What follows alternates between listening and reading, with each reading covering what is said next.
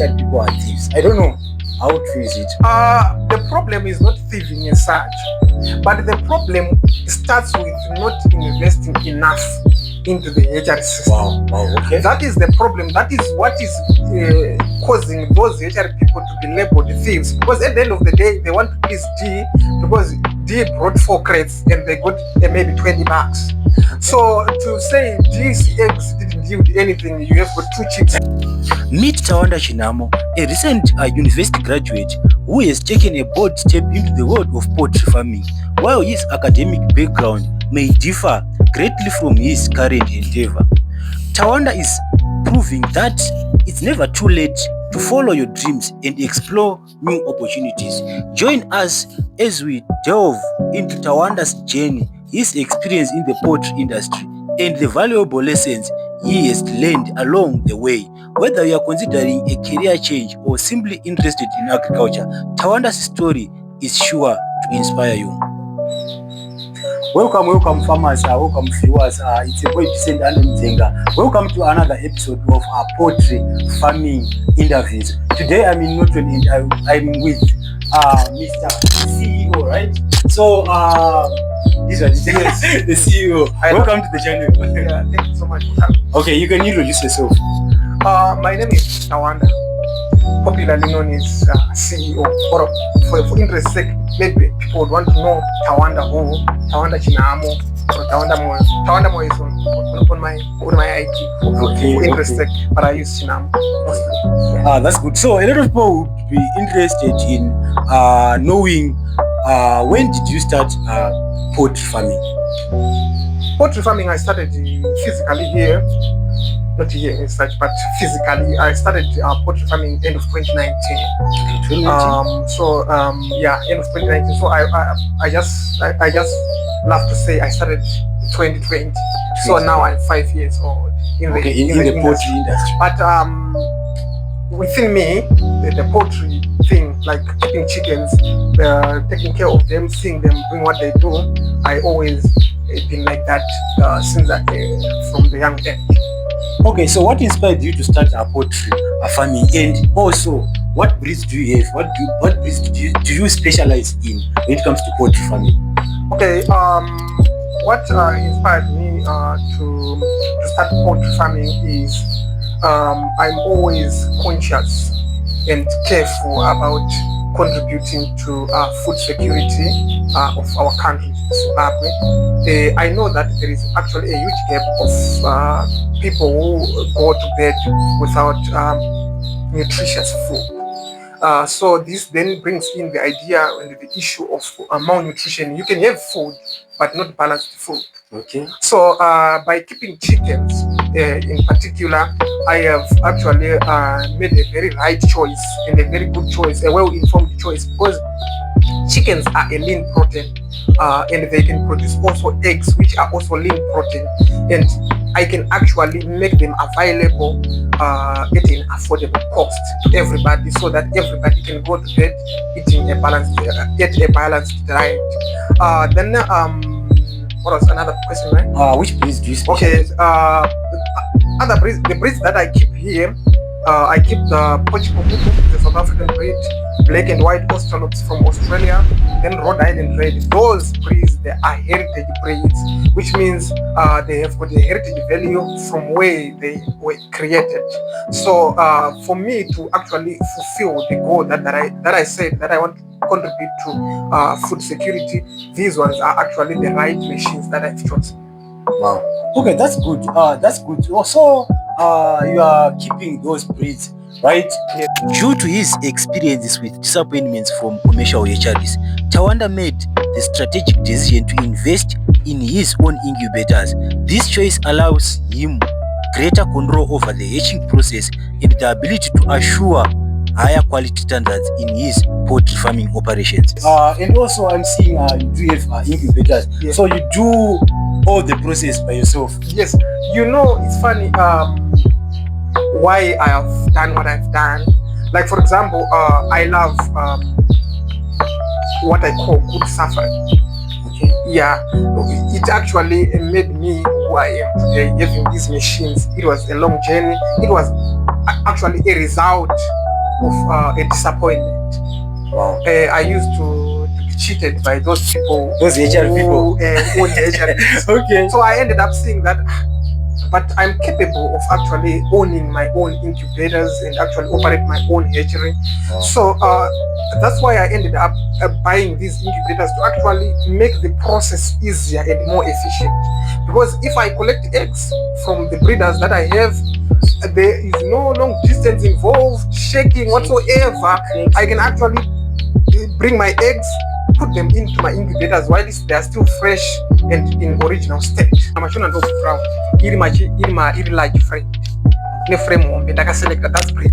But it's not like a color. But it's not a color.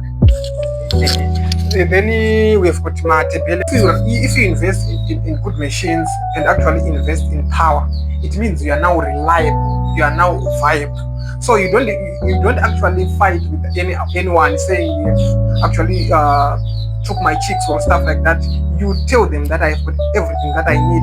These are your eggs here with this label that I have sent you, that we have labeled them this, and you do candling. We do candling here. I have got a candler here. Wow, we candle and we show you the results so that we don't have any conflict.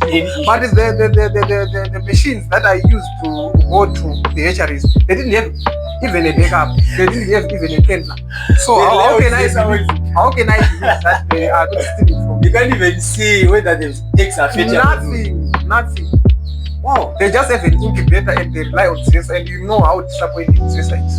Okay, did you start any agricultural, do you have any agricultural background? Did you go to school to start any agricultural degree? No. I went to Middle State University and I studied history and international studies. Yeah, I'm by academics. I am not an agriculturalist, but naturally, I am an agriculturalist. I love my degree for the reason being that I've understood that everything that we want to do here on this planet is for history. Physics, history. Okay, so everything that we want to engineering, it is history. So my degree is actually the foundation of everything. We have studied industrialization in Europe and the scramble in partition for Africa. Those people, they needed land to do farming. Yes. So after studying that, I have seen that farming is actually something that is very ideal, and actually a lot of people should be farmers because the population keeps on growing. So we need to actually take our certificates in the briefcase. Like for example, the history and international studies thing, and actually think outside the box. Just know that I've got a certificate, but put it in the bag and get out and make your hands dirty producing food. That's what drove me apart from the certificate. I didn't use any certificate. Wow. So you said you started 2019. Yeah. What challenges have you faced since you started poultry farming? Maybe let me just point out two. There are many, but two are most profound in how they have actually impacted how I operate. Okay. Inconsistent government policies, especially monetary policies, are actually a very big challenge, because at the end of the day, you have invested into something and you think now my value is at this point, but tomorrow you are told that US dollar is not working in your country, and you start asking yourself, so how much do I worth in local currency? And you see that it's nothing.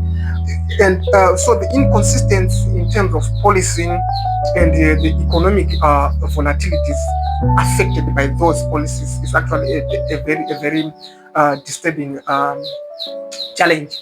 Another challenge that is actually disturbing, maybe contributing to the former that I've mentioned, is the idea of natural disasters. Like for the past 2 years, it didn't rain well.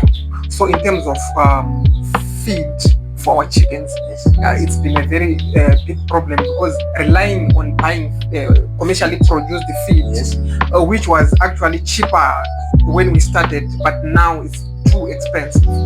It's been a very big challenge, but it's a natural disaster. We have to cope. That's how I view things. Then the last challenge is that of security. Security in a broader sense. We have thieves who comes here and destroy what we've created over a long period of time. And security within myself, like for example, I'm building a legacy.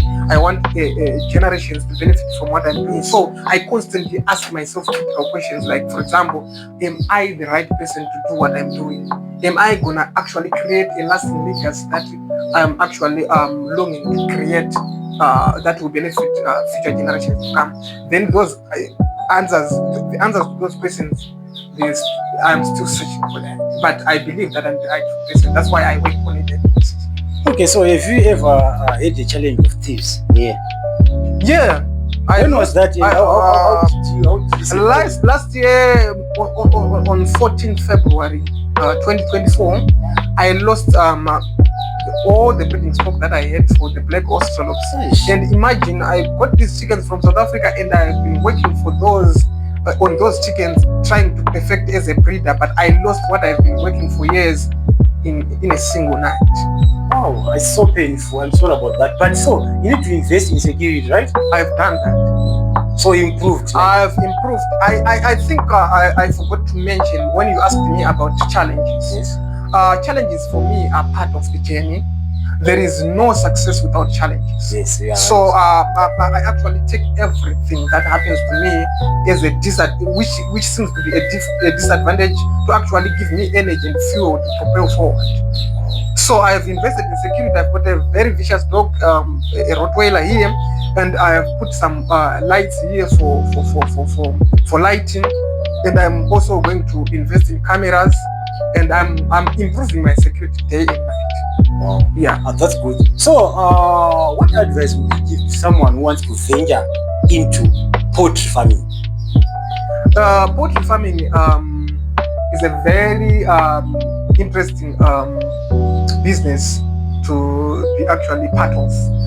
But the idea or the most advice that I should give, the most important advice that I should give to my peers is that when you do get into poultry farming, don't do it for anything other than love. Do it for the love of it. Don't do it because it is making some other guys money. No. Okay. Go into it to make an impact. The rewards, the money and stuff like that, the fame and stuff, those are benefits of commitment, dedication and hard work, which all these that I've mentioned are tied to love. Because if you love something, you work hard, you commit yourself, you become determined to actually spend all of you on that particular thing. So poultry farming is not an overnight game. It's not for the faint-hearted. It's for those who want to work to make an impact. So it's a game of patience, right? Yes, it's a game of patience because the road is actually rough, but it is to us who actually embrace that roughness, it's actually a smooth ride. Because we want those bumps and humps for us to actually wake up and see where we should be and what we should be doing. Wow. Yeah. That's great. So another question would be, where do you see yourself in the next 5 to 10 years? Let me say, in farming, we don't give those shorter time frames. So I should say in the next 20 years? Yes. Okay. Yes, yeah. We give ourselves time because we are very patient with ourselves and with what we do. So reviewing results in a shorter period of time is actually something that we as farmers, we don't usually do.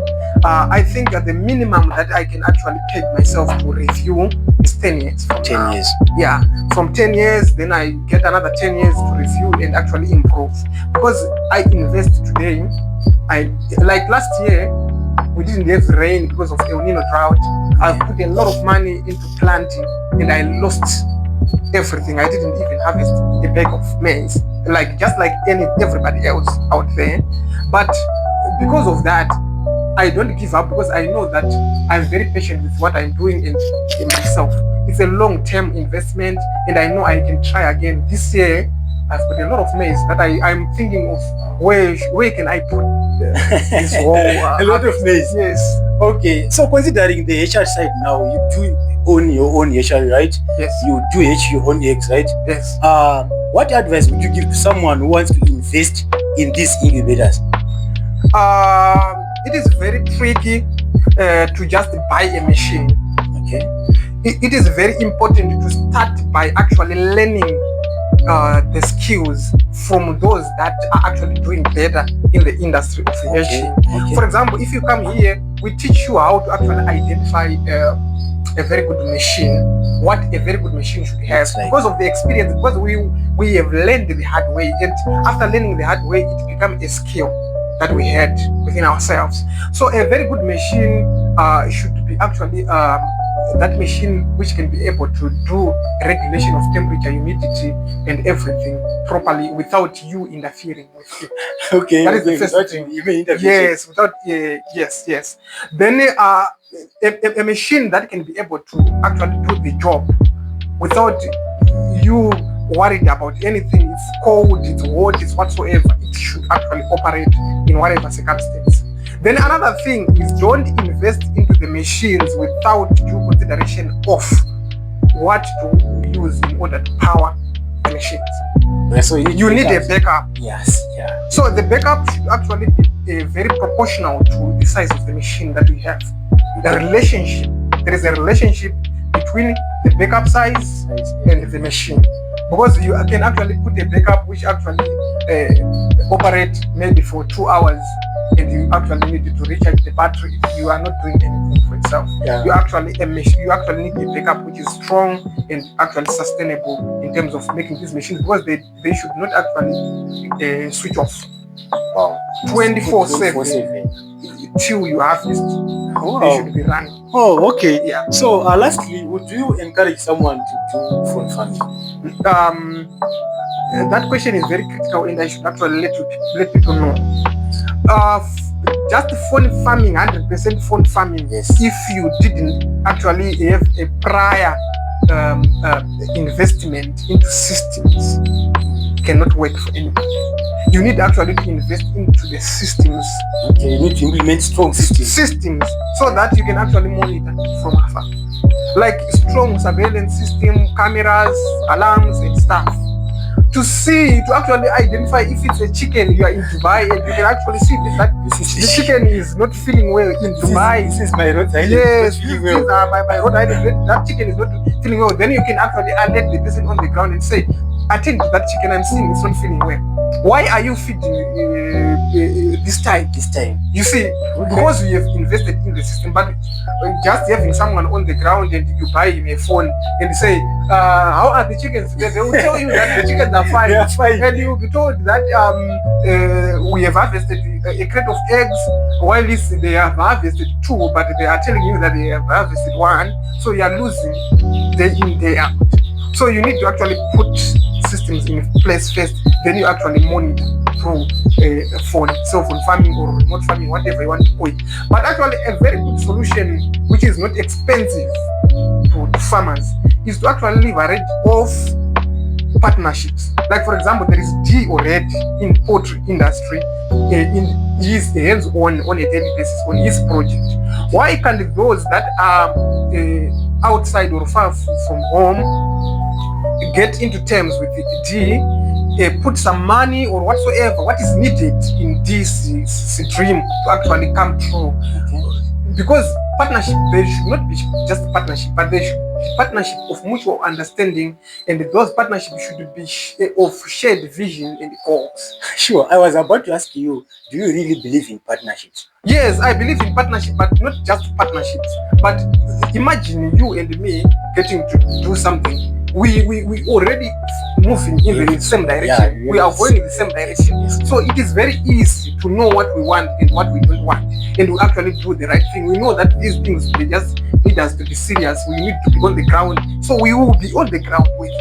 Yeah. So nothing will actually stop us. So for those people who actually are far away from home, they can actually leverage off partnership with people who are trustworthy, who are doing things. Because you cannot say I'm a thief when I've been running this project for 6 years on my own. Yeah. Actually, I cannot actually attract someone or invite someone to join me to eat his or her money. I don't want money.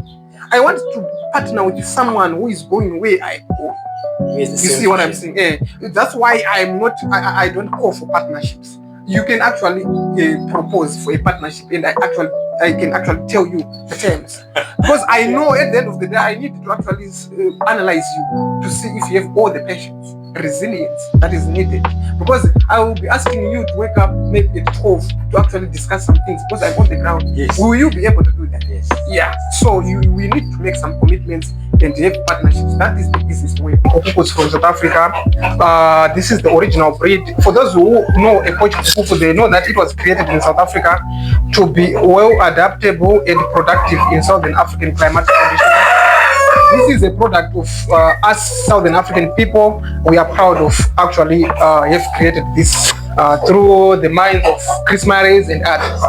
Then over here we've got the white and the black. These two breeds, their origin is from Australia. But the funny part about the creation of these breeds and their performance, the creation of the black Australorp is an importation. It's an importation of the black Orpington from America and Britain into Australia, and it was actually a merging between that black Orpington and local Australian breed to come up with a utility bird which was both good for meat, eggs, and also any other uses that we can think of. Then from that breed, they went on to create this white because they wanted a color variation of the same breed. So they came up with this white version. So it's a sister breed to that one. That one is the original one. So this one came after this. So in terms of egg production, they lay a lot of eggs and they are very adaptable and they are very disease resistant. Because if you understand how Australia has got different weather conditions. Just like us in Zimbabwe, we have a time where we have high temperatures or dry seasons, wet seasons, hot and humid. They can also to those kind of climatic conditions as they do in Australia. So basically, this is what I'm having here. Okay, maybe my last question: do you have social media handles that you need people to follow you? I don't just want people to follow me. If they are interested in what I'm doing, I would love them to actually follow me on Facebook. I'm Tawanda Chinamo, Twitter, Tawanda Chinamo, Instagram, Tawanda Chinamo, TikTok, Tawanda Chinamo. So you can actually see my work. It's out there. You can actually go there and see me. So guys, I'm going to attach the link to his channels there so that you can follow him for more poultry tips, and for even if you want to order the chicks poultry trainings, as well as many services, anything to do with poultry farming, specifically his breeds. That's black Australorp, white Australorp, cuckoo breed, as well as the Rhodes Island, the original.